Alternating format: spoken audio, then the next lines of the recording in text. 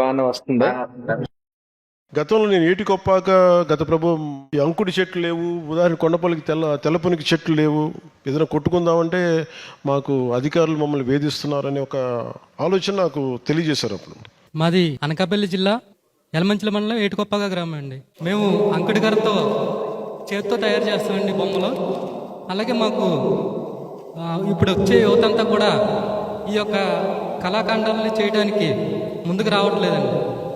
అది మెయిన్గా కారణాలు ఏంటంటే కొంచెం ఇష్యూ ఉందండి. మొత్తం కష్టపడితే 1000 రూపాయలు చేస్తాం సార్. మేము రోజంతా కష్టపడితే 1000 రూపాయలు చేస్తాం సార్. నేను, నా భార్య, మా పిల్లలు కూడా సాయం చేయాలి సార్. ఇంకా ఆ 1000 రూపాయలు చేసిన తర్వాత దాంట్లో ఒక 500 మెటీరియల్ కాస్ట్, అలాగే విద్యుత్ ఛార్జీలు బాగా పెరిగిపోయినాయి సార్. మేము ఇంతకుముందు గవర్నమెంట్కి చాలాసార్లు లెటర్పూర్వకంగా కూడా ఇచ్చామండి. ఎవరు కూడా పట్టించుకోలేదు. రాబడి ఉంటేనే కదా సార్ ముందుకు వస్తుంది, యువత ముందుకు వస్తుంది.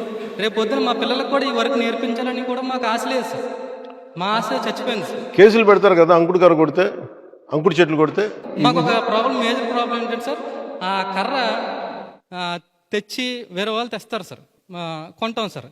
కొనేటప్పుడు ఏమవుతుందంటే వాళ్ళు ఎంత చెప్తే అంత ఇచ్చి ఆ కర్ర కొనాల్సిందే సార్. అందుకే ప్రభుత్వం రాగానే ముందుగా మేము చేసింది వారి మీద ఎలాంటి కేసులు లేకుండా అలాగే వుడ్ బ్యాంక్ని డెవలప్ చేయడం చేసాం. ఇందాక చెప్పినప్పుడు అంకుడు, తెల్లపునికి, పెదమానం, ఇవన్నీ గుమ్మడి టేకు, నేరేడు, కదంబ, అంకుడు, ఇవన్నీ కూడా ఏం చేసాం, వుడ్ బ్యాంక్ డెవలప్ చేయడం స్టార్ట్ చేసాం. ఎందుకంటే భావితరాలకు కానీ మీ భవిష్యత్తులో కానీ మీకు బేసిక్ రిసోర్స్కి ఇబ్బంది కలగకుండా ఇవన్నీ చేయడంతో పాటు we never thought of it subsidy for their lacquer and power. We will do it.